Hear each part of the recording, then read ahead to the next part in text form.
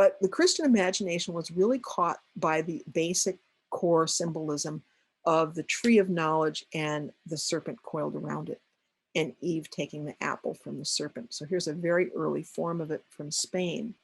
But what's interesting for our purposes is that we see somehow the pagan elements in European culture resurface, and the snake is shown as a goddess.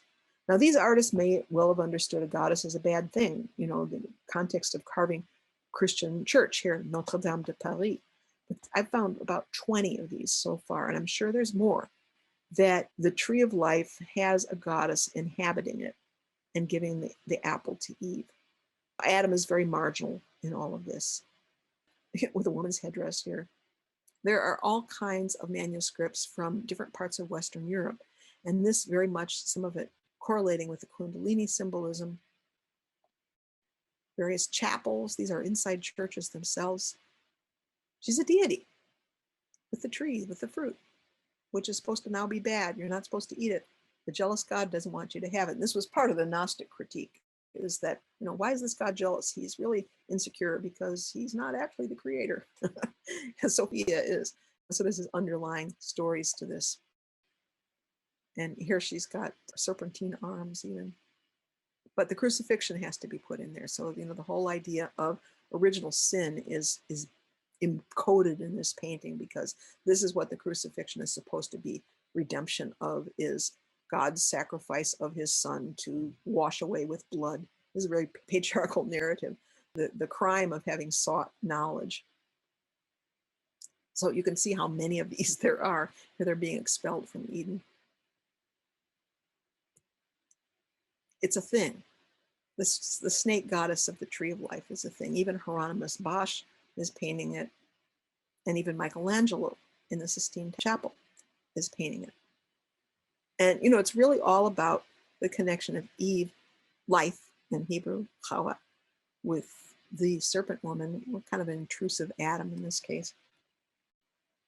And so this goes on and on. Here she becomes more of a lizard woman with the paws. Here again, death. Sin is death. Otherwise, very beautiful scene, but the dour side comes in with the Christian message. Again, death. This is less bad because the tree is growing out of the dead body, and that actually happens. This one very much like Yuwa, just the head of a crowned snake goddess. The 4 rivers of Eden from Genesis flowing out from the Gan Eden. And Cranach, famous Renaissance artist, the goddess whispering into the ear of Eve. Here's the last one I found. So it goes all the way from about 1100 through the 1600s. Here she is with wings. So anyway, the alchemists and the mystics, the Hermetic thinkers, did keep this symbolism without demonizing it. So you have these as representations of forces within nature, which is really what the original core tradition was. But it's very fascinating to me to compare the symbolism that persists. I don't think the artist that did this modern piece had ever seen any of these. This is something that arose independently within Vodou. And we see it also in Dahomey, the Fonte also are in Ghana. Serpent goddess on the tree, at the crown of the tree with the rainbow. Afrikete, this is the goddess that Audre Lorde reconnected with.